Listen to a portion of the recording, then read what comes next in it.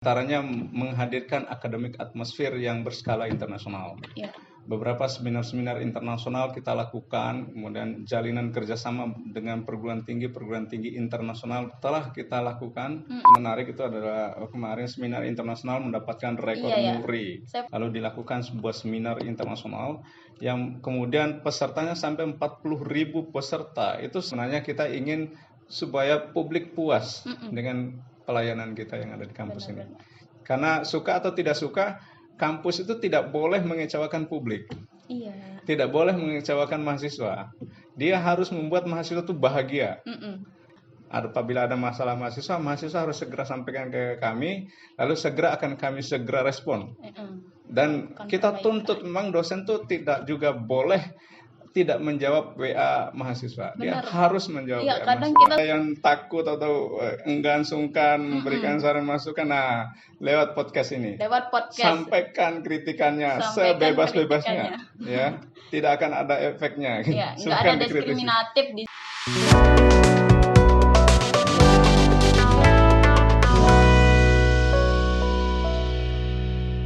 Assalamualaikum warahmatullahi wabarakatuh. Kembali lagi bersama kami di channel YouTube Kaum Podcast IBC, Islamik berkarakter dan cerdas.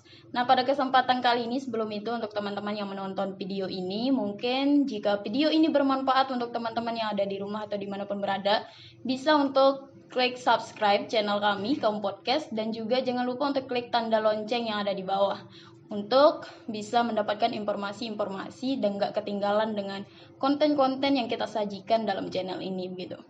Dan juga mungkin teman-teman ada saran nih terkait dengan konten apa sih yang akan kita tampilkan atau konten menarik apa yang teman-teman mau gitu. Mungkin bisa komen di video ini, dan juga jangan lupa untuk share, like, dan subscribe juga tentunya gitu.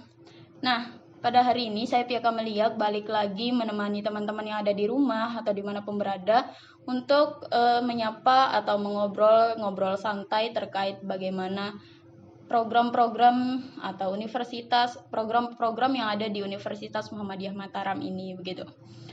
Jadi kemarin juga sempat beberapa kendala karena Pia udah lama nih nggak kelihatan di depan layar gitu ya, kurang menemani teman-teman yang ada di rumah, dan alhamdulillah sekarang udah menyapa sahabat-sahabat di rumah lagi.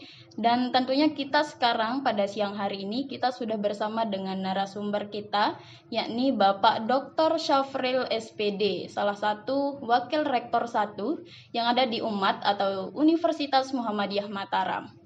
Oke, assalamualaikum Pak. Waalaikumsalam warahmatullahi wabarakatuh. Gimana kabarnya nih Pak? Sehat? Alhamdulillah. Senang diundang di podcast kaum podcast ya. IBM, Islamik Islamik berkarakter dan cerdas, IBC. Kita juga suatu kehormatan yang luar biasa nih Pak ya, mendatangkan orang-orang hebat dari kampus kami gitu. Kemudian Bapak alamatnya kalau boleh tahu aslinya orang mana nih Pak? Saya aslinya Dompu, dan saat ini sudah sejak tahun 1994 ada di Mataram. Sekarang tinggal menetap di Pagutan Regensi 3 nomor 11, Kelurahan Pagutan. Berarti sekarang udah jadi masyarakat Mataram nih Pak. Sudah menjadi penduduk asli. Iya, penduduk asli Mataram, udah nggak Dompu lagi. Bisa lah Pak, kita nanti boleh nggak Pak kita nanti datang ke rumah Bapak? Ya, harus jadi disambut ya. Setiap tamu harus dihormati. Itu kaidahnya dalam hidup ini. Ada apa aja Pak di rumah? Mungkin ada apa yang dipesan? Ada mangga nggak Pak di rumah? Mangga nanti kita beli. Rejek Pak, bercanda Pak. Ini jokas saja ya teman-teman. Biar nggak canggung nih. Mungkin Bapak nggak canggung nih, tapi saya nih yang canggung. Iya. Oke Pak, terkait dengan apa yang akan kita bahas hari ini Pak ya, mengenai bagaimana umat mendobrak daya saing di kancah internasional begitu. Sebelum itu kita akan ulas lebih dalam lagi nih dengan narasumber kita, bagaimana latar belakang beliau, kemudian apa saja profesi beliau sebelum menjabat menjadi Wakil Rektor 1 di Universitas Muhammadiyah Mataram nih. Oke Pak, kira-kira sebelum menjabat jadi Wakil Rektor nih, kira-kira pekerjaan Bapak sebelum itu apa nih Pak profesinya? Iya, ini menguliti kita ini apa yang sudah dilakukan sebelumnya. Iya. Ya, kita diberi amanah kepercayaan oleh kampus ya, oleh perserikatan untuk menjadi dekan FKIP sebelumnya. Sebelumnya sudah menjadi wakil dekan 3. Lalu kemudian Kaprodi. Jadi berjenjang. Lalu pernah menjadi staf keahlian di Dewan Perwakilan Daerah Republik Indonesia. Lalu menjadi di Pusat Pengkajian Politik dan Otonomi Daerah yang melakukan pelatihan-pelatihan terhadap anggota DPRD 10 kabupaten kota di NTT dan NTB. Masya Allah. Apalagi Pak? Ya, enggak usah diceritain banyak nanti. Banyak banget teman-teman. Nih apalagi untuk mahasiswa KPI ini, dosen sekaligus wakil rektor kita nih ada di Kaum Podcast. Jadi jangan lupa untuk tonton dan support channel kami gitu. Ini Ya, untuk harus. kemajuan kita bersama nih, kemajuan kampus juga nih. Tidak sulit untuk subscribe ya. Iya, tidak sulit, cuma hanya klik like, terus comment, and share klik gitu. lonceng aja. Tonton juga lah sesekali. Iya. Kemudian Bapak ngajar apa aja dulu pas jadi dosen di FKIP? Beberapa mata kuliah saya ajar, ada geologi, ada geografi politik, ada pengantar geografi ekonomi. Jadi beberapa mata kuliah yang berkaitan dengan metodologi penelitian, yang mau menulis tentang riset ya kita ajarkan bagaimana cara melakukan penelitian yang efektif. Ya. Jadi beberapa mata kuliah dasar di program studi pendidikan geografi. Oke. Kemudian Pak, terkait dengan apa yang kita bahas nih Pak, Bapak kan sebagai Wakil Rektor 1 nih udah berapa, kalau boleh tahu berapa lama udah menjabat jadi WR1 nih Pak? Ini baru sumur jagung ini. Sumur jagung itu berapa ya? 1 bulan ya, 2 bulan nih. Oh, baru-baru Pak. Ya, baru pulang studi, ya diberi kepercayaan untuk jadi Wakil Rektor 1. Semangat Bapak. Nah, ya, harus semangat. Oke Pak, terkait dengan apa yang kita bahas ya Pak, tema kita yaitu bagaimana umat ini mendobrak daya saing di kancah internasional. Nah, salah satu visi umat adalah berdaya saing di kawasan ASEAN ya Pak. Jadi bagaimana nih menurut Bapak, perspektif dari Bapak sendiri dari visi tersebut itu seperti apa sih Pak gitu? Silakan Pak. Iya, betul. Saat ini perguruan tinggi di era borderless world ya, di mana dunia sudah lagi tidak dibatasi secara geografis, karena informasi telekomunikasi sudah melampaui batas-batas itu. Umat harus mampu menangkap potensi sekaligus tantangan dunia saat sekarang ini, untuk agar mereka mampu bertahan gitu, survive dalam kompetisi yang begitu sangat ketat ya. Benar-benar. Banyak perguruan tinggi yang tidak mampu bertahan lama, akhirnya gulung tikar karena dia tidak mampu menangkap sinyal-sinyal tantangan dan sinyal-sinyal peluang yang ada. Nah, Universitas Muhammadiyah Mataram dengan visinya berdaya saing di kawasan ASEAN itu adalah salah satu visi untuk menangkap peluang, tantangan, peluang dan tantangan yang ada di saat sekarang. Ada program namanya ASEAN Free Trade Area. Ya, itu tantangan sekaligus peluang. Ada yang menyoal tidak perlu kita berada di MEA, masyarakat ekonomi ASEAN misalnya. Tidak perlu kita masuk di AFTA, mereka bilang. Tapi saya bilang ini adalah kesepakatan global yang nggak suka atau tidak suka kita harus masuki. Nah, tinggal masalahnya apa kita punya sumber daya untuk mampu bersaing di era itu, di kondisi itu, di situasi itu. Nah, itu yang harusnya disadari oleh kita semua. Kalau ingin tetap eksis, kalau ingin tetap survive, kalau ingin tetap maju di kondisi yang, kalau tidak ya kita terkapar secara perlahan-lahan. Benar Pak, benar banget. Karena emang apalagi di dunia digital saat ini Pak, perkembangan zaman atau perkembangan teknologi yang semakin canggih, tentu saja umat juga, apalagi kita kan PTS nih Pak, perguruan tinggi swasta gitu, banyak banget pesaing-pesaing kita nih dari universitas-universitas lainnya, apalagi yang ada di negeri gitu Pak. Ya, ini KPI juga membuat podcast ini juga bagian dari kemampuan menangkap peluang gitu. Iya, benar. Ya gini kan era digital, kita harus punya yang begini-gini. Ya, Jadi dirancang secara kreatif lagi, inovasi, undang lagi orang-orang yang pandangan-pandangannya sukses ya, yang bisa menjadi influencer ya bagi masyarakat. Itu akan sangat sangat penting juga. dan sangat berpengaruh bagi besarnya informasi yang kita edarkan gitu. Benar-benar. Kemudian nih Pak, tadi kan kita udah tahu nih visi dari umat itu seperti apa, yaitu menjadi daya saing di kawasan ASEAN begitu. Nah, kira-kira strategi apa nih yang umat lakukan dalam mencapai visi tersebut nih Pak? Ya, beberapa strategi yang kita lakukan untuk membuat strategi ini bisa tercapai. Di antaranya menghadirkan akademik atmosfer yang berskala internasional. Ya. Beberapa seminar-seminar internasional kita lakukan, kemudian jalinan kerjasama dengan perguruan tinggi internasional telah kita lakukan dan ditindaklanjuti dalam berbagai kegiatan dalam bentuk kegiatan penelitian, kegiatan pengabdian masyarakat bersama dengan perguruan tinggi yang lain. Ada student exchange ya, ada pergantian ada student movement atau student movement. Jadi kita kirim mahasiswa yang memenuhi syarat untuk bisa magang ke luar negeri agar mereka bisa mendapatkan atmosfer baru di perguruan tinggi lain, lalu nanti ketika dia pulang bisa menjadi mempengaruhi kawan-kawan yang ada di sini untuk bersemangat studi. Menjadi motivasi. Menjadi pendorong bagi yang lain, motivasi bagi yang lain untuk bisa bersama juga dengan dia. Jadi dengan yang sudah ada. Jadi bukan hanya sekali, tapi kita buat program yang berkali-kali dan kita tidak biarkan begitu saja, kita dampingi melalui program-program yang dapat membantu mereka untuk mudah mencapai program internasional. Berarti begitu. Sama kayak yang didapat sama Romi Setiawan kemarin. Ya, salah seorangnya adalah Romi Setiawan yang nih, sudah akan bergerak, akan dikirim ya. Ini Romi Setiawan ya. Romi Setiawan itu sempat juga kemarin diundang ke sini. Oh iya, ini penting untuk ditonton lagi. Benar-benar.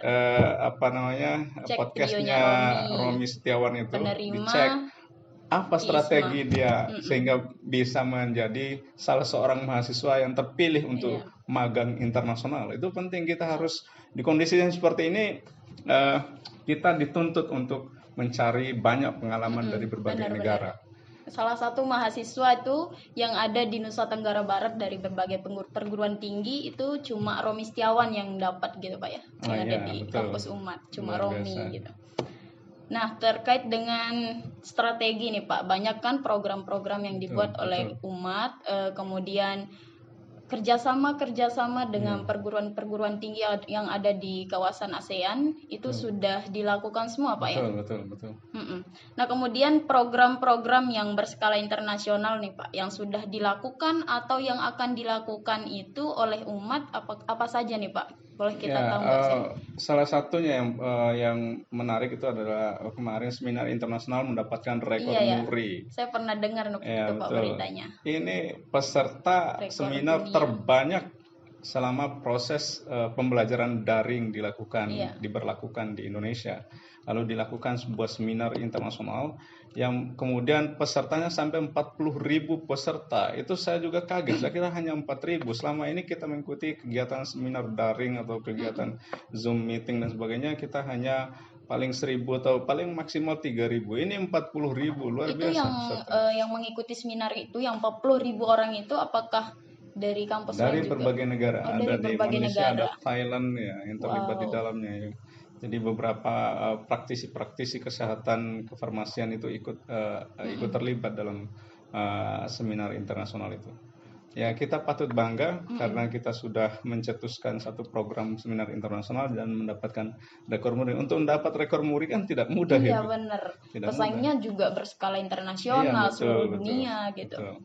Dan Universitas Muhammadiyah dapat udah dapat, luar biasa. Ya, beberapa alumni kita juga kan diterima kerja di berbagai negara, ada yang di Jepang, ada di Arab Saudi, ada di Thailand, beberapa alumni kita yang kerja di situ, menandakan bahwa lulusan kita ini tidak abal-abal gitu. Iya, benar, Pak. Jadi karena banyak nih, Pak, banyak yang saya dengar nih dari adalah banyak bahwasannya kalau di kamu masuk di universitas mana? Universitas Muhammadiyah. Dikiranya Universitas Muhammadiyah ini adalah universitas di mana mahasiswa-mahasiswa yang nggak keterima di universitas lain masuk. Jadi dikiranya Universitas Muhammadiyah mah tempat universitas bangan gitu. Padahal mereka nggak tahu programnya, mahasiswanya, kualitas dari yang dicapai umat seperti apa gitu, Pak. Betul. Nah, tanggapan Bapak terkait hal ini tuh bagaimana kira-kira? Ya, mereka harus sadar literasi. Iya. Jadi tidak terpengaruh oleh berita hoax yang diedarkan. Mereka harus cari informasinya sampai dapat informasi yang primer gitu. Jadi bukan informasi yang dicuap-cuap oleh orang-orang tertentu yang boleh jadi ingin menegasikan umat Universitas Muhammadiyah Mataram di publik. Tapi sekarang publik sudah mulai sadar kok. Publik sadar bahwa sebenarnya yang dicari itu adalah mutunya, ya di kualitas hanya kuantitasnya saja, ya, Pak, bukan hanya nama atau fisik tampilan, tapi fisik pun kita berusaha maksimal kan. Kita sudah juga bikin rumah sakit yang ada di Lombok Timur untuk sebagai investasi masa depan bagi Universitas Muhammadiyah Mataram. Jadi program-program yang kita buat itu sebenarnya untuk supaya publik sadar, atau sebenarnya kita ingin supaya publik puas dengan pelayanan kita yang ada di kampus ini. Karena suka atau tidak suka, kampus itu tidak boleh mengecewakan publik. Tidak boleh mengecewakan mahasiswa. Dia harus membuat mahasiswa itu bahagia. Ketika datang di kampus tuh saya bahagia. Apabila ada yang tidak bahagia, maka ada masalah di situ. Nah, kita harus coba selesaikan secara baik-baik, secepatnya. Apabila ada masalah mahasiswa harus segera sampaikan ke kami, lalu akan kami segera respon. Dan kita tuntut memang dosen tuh tidak juga boleh tidak menjawab WA mahasiswa. Dia harus menjawab WA mahasiswa. Kadang kita sebagai mahasiswa nih, Pak. Saya pengalaman nih, Pak ya. Kita sebagai mahasiswa misalkan kalau ada misalkan ada informasi atau apalah, kita menghubungi dosen, kita nih kan biasanya kita kalau mau chat beliau sopan banget. Harus formal banget bahasanya. Tapi kalau pas beliau jawab cuma dikasih stiker jempol nih, Pak. Gimana itu kira-kira? Ya, ini cara manajemen terbaru, manajemen pendidikan tinggi yang terbaru. Ini bagaimana setiap pertanyaan apapun, termasuk kritikan dari mahasiswa, itu harus direspon secara baik. Bahkan apabila mahasiswa itu misalnya sudah lama dia tidak konsul, dosen itu harus bertanya mana mahasiswanya, di WA mahasiswanya itu, apa kesulitanmu? Apa masalahmu? Apa ada yang bisa dibantu? Jadi itulah peran dosen dalam rangka yang dibangun oleh saat sekarang ini, yang dibangun atmosfernya. Saya ingatkan bahwa kita ini adalah penyelenggara pelayanan bagi mahasiswa. Jadi ketika mahasiswa mengendaki dilayani akademiknya, maka harus dilayani. Jadi itu sebagai quality service-nya gitu. Jadi itu namanya good university good university governance, ya. Bagaimana menciptakan universitas dengan kualitas pelayanan yang terbaik. Benar, Pak. Begitu. Karena sistem pengajar ini adalah sistem yang penunjang bagi kita sebagai generasi mendatang, itu bagaimana ke depannya. Iya, karena nanti akan datang perguruan tinggi internasional. Benar-benar. Dia sangat boleh jadi tiba-tiba ada perguruan tinggi Thailand mungkin di mana di Mataram ini. Kita tidak tahu. Lalu kemudian kalau kita tidak mampu memberikan kualitas pelayanan terbaik, standar internasional, maka kita akan tertinggal oleh perguruan tinggi yang lain yang datang nanti. Harus pikirannya menjangkau situasi 10 tahun atau 30 tahun yang akan datang gitu. Karena keberadaan kampus ini bukan hanya sekarang, tapi dia harus terus-menerus ada. Ya, yang lain boleh jadi berubah, pemimpinnya boleh jadi berubah, tapi kampusnya harus tetap ada. Tapi pelayanannya harus terus meningkat terus, mengikuti perkembangan kebutuhan internasional. Iya, benar, Nah, Pak. itulah visi berdasarkan ASEAN itu. ASEAN itu tadi, Pak ya. Nah, kemudian apakah daya saing internasional ini sudah direncanakan atau tidak, Pak, dengan baik?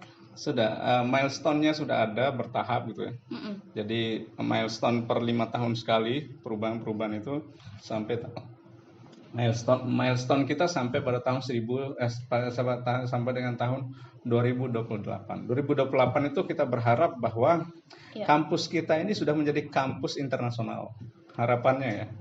Jadi kita evaluasi kalau belum bisa dicapai, maka kita evaluasi lagi apa kendalanya, apa masalahnya sehingga tidak tercapai visi itu. Ya, tidak berarti bahwa mimpi itu berhenti. Iya. Hidup itu dipimpin oleh mimpi. Life goes on. Iya. Hidup selalu berjalan. Iya. Walau kita nggak baik-baik saja, tapi tetap hidup nggak harus, Iya, tetap harus terus berjalan. gitu. Nggak semua berhenti dengan kita yang tidak baik-baik saja. Iya.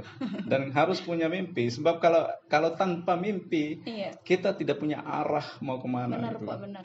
Ini mau kemana, tidak jelas, nanti hidup seperti mayat. Tapi kalau kita mimpi terus, potensi kita untuk bermimpi, misalkan kalau kualitas kita nih, kita nggak bisa apa-apa. Tapi kalau kita bermimpi, boleh nggak Pak? Sangat boleh, tapi mimpi yang terukur ya.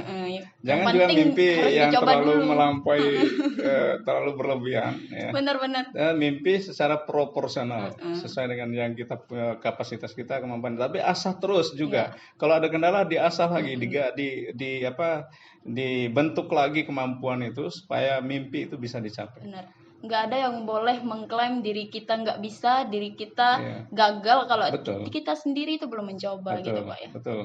Lebih baik gagal mencoba daripada tidak pernah sama sekali mencoba. Ya, lebih baik gagal mencoba daripada tidak pernah sama sekali, karena tidak tahu apa masalahnya. Gitu.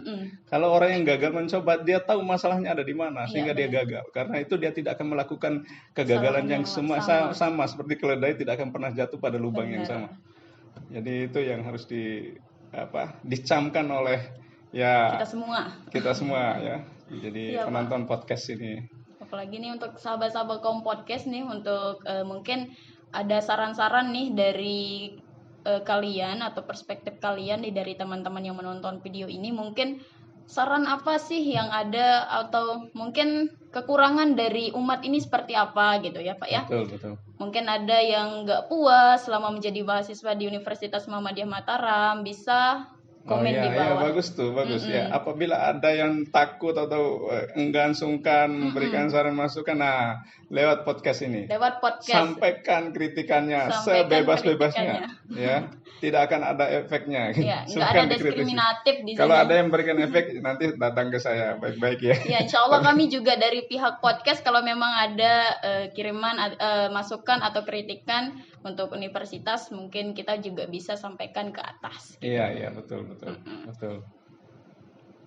Kemudian Pak, kira-kira untuk tadi kan kerjasama dari universitas lain yang ada di kancah internasional nih Pak. Iya. Seperti apa tuh Pak? Nama-nama universitasnya seperti ada beberapa ya, ada UTM ya, aja? Universitas Teknologi Malaysia, ada Universitas Malaysia, ada USIM ya, ada universitas yang ada di Sudan ya, ada Universitas Thailand ya, dan universitas di Hong Kong ya. Kita sudah beberapa universitas internasional yang sudah kita jalin kerjasamanya dan akan terus berjalan kerjasama ini. Di Thailand ada beberapa dosen kita yang studi lanjut ke sana S3 difasilitasi oleh universitas yang ada di Thailand ya, dengan begitu dosen SDM Universitas Muhammadiyah ke Thailand. Dosen Universitas Muhammadiyah Mataram.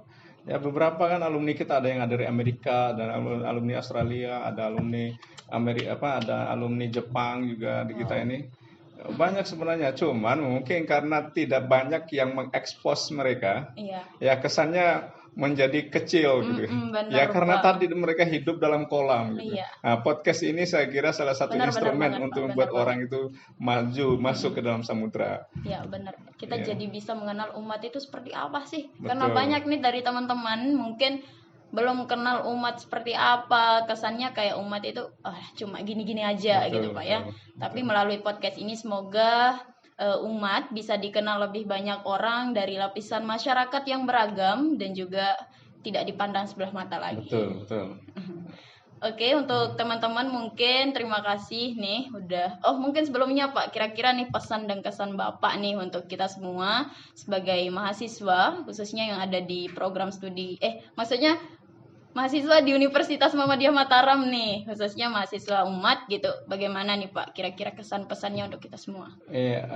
Untuk mahasiswa yang sedang studi, yang paling penting adalah jangan pernah berhenti belajar, karena itulah instrumen atau media yang paling kunci, kunci dari kesuksesan itu. Tanpa belajar kita tidak akan pernah kenali diri kita dan kenali apa masalah yang kita miliki. Dan dengan belajar kita akan bisa membuka cakrawala sekaligus membuka pintu-pintu kesuksesan yang akan datang. Karena kuncinya ada di belajar. Ketika kita tidak belajar, kita tidak akan pernah sukses. Yang kedua itu bangun jaringan yang luas dengan siapapun.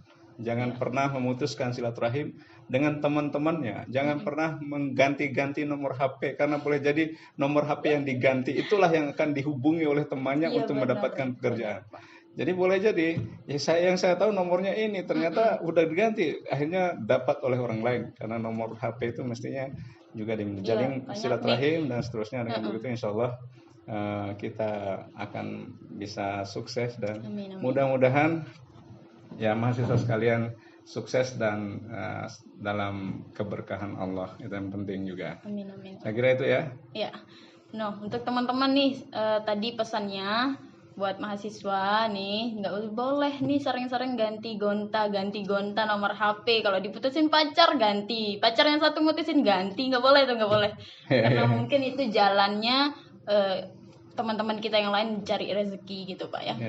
Nah untuk teman-teman atau sahabat mahasiswa kaum podcast, mahasiswa untuk Universitas Muhammadiyah Mataram nih tetap semangat, apalagi dengan adanya program-program atau fasilitas-fasilitas yang mumpuni untuk kita semua belajar secara lebih semangat lagi, baik di kancah lokal, nasional, dan internasional. Kita sudah ada di Universitas Muhammadiyah Mataram ini, jadi tidak ada kata nggak semangat lagi buat belajar, nggak ada kata malas lagi, karena fasilitas-fasilitas, kemudian dosen-dosen kita juga sudah memumpuni itu semua di sini gitu.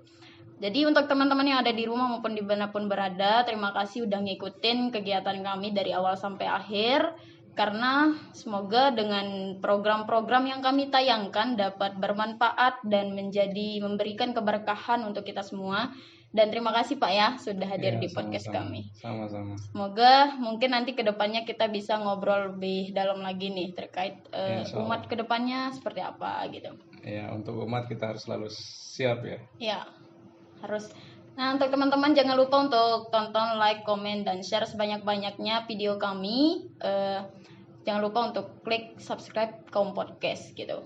Itu saja, kami undur diri. Sekian, assalamualaikum warahmatullahi wabarakatuh. Waalaikumsalam.